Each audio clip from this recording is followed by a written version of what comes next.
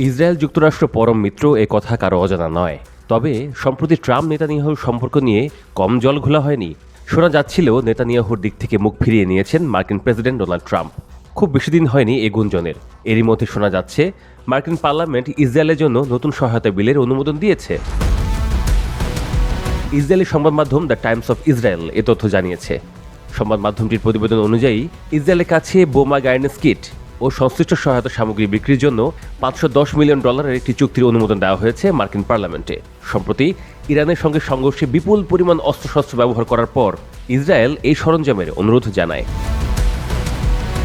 যুক্তরাষ্ট্রের প্রতিরক্ষা নিরাপত্তা সহযোগিতা সংস্থা DSCA এক বিবৃতিতে জানিয়েছে, প্রস্তাবিত এই বিক্রয়ের ফলে ইসরায়েল বর্তমান ও ভবিষ্যৎ হুমকির মুখে আরও ভালোভাবে প্রতিরোধ গড়ে তুলতে পারবে। বিশেষ করে তাদের সীমান্ত, গুরুত্বপূর্ণ অবকাঠামো ও জনবসতিকে রক্ষা করার ক্ষমতা এতে উন্নত হবে।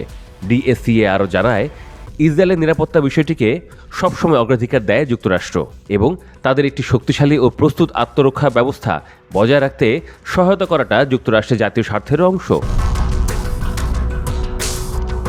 এই অস্ত্র বিক্রির প্রস্তাবে মার্কিন পররাষ্ট্র দপ্তর এরই মধ্যে অনুমোদন দিয়েছে এবং DSCA প্রয়োজনীয় নথিপত্র কংগ্রেসে জমা দিয়েছে। অস্ত্রগুলো ইসরায়েলের হাতে পৌঁছে দিতে ট্রাম্প প্রশাসনের এখন কংগ্রেসের চূড়ান্ত অনুমোদন প্রয়োজন।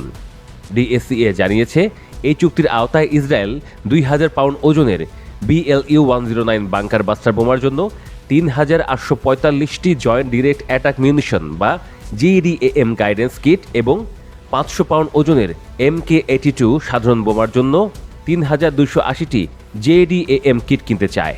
উল্লেখ্য, এই JDAM কিটগুলো মূলত বোয়িং কোম্পানি তৈরি করে।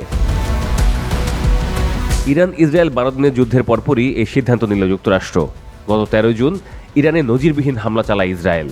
অপারেশন রাইজিং লায়ন নামের ওই অভিযানে ইরানের পারমাণবিক স্থাপনা, বিজ্ঞানী ও সামরিক শীর্ষ কর্মকর্তাদের লক্ষ্য করে হামলা চালানো হয়।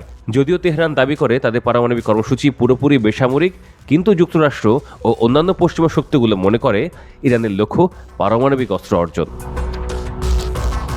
12 দিনের এই সংঘর্ষ চলাকালে ইসরায়েলি বিমান বাহিনী প্রায় 900 লক্ষ্যবস্তুতে হামলা চালায়, যেগুলোর মধ্যে ছিল 1500টি আলাদা আলাদা উপাদান। এতে প্রায় 4300 মিউনিশন ব্যবহার করা হয়। এর মধ্যে 370টি হামলা ফাইটার জেটের মাধ্যমে চালানো হয়, বাকিগুলো ড্রোন হামলা। বিপরীতে ব্যাপক হামলা চালায় ইরান। ইসরায়েলের সরকারি এবং সামরিক স্থাপনাগুলো ছিল ইরানের টার্গেট। ইসরায়েল স্বীকার না করলেও স্যাটেলাইট চিত্র আর আন্তর্জাতিক গণমাধ্যমের প্রতিবেদন বলছে, এসব হামলায় ব্যাপক ক্ষতিগ্রস্ত হয়েছে ইসরায়েল।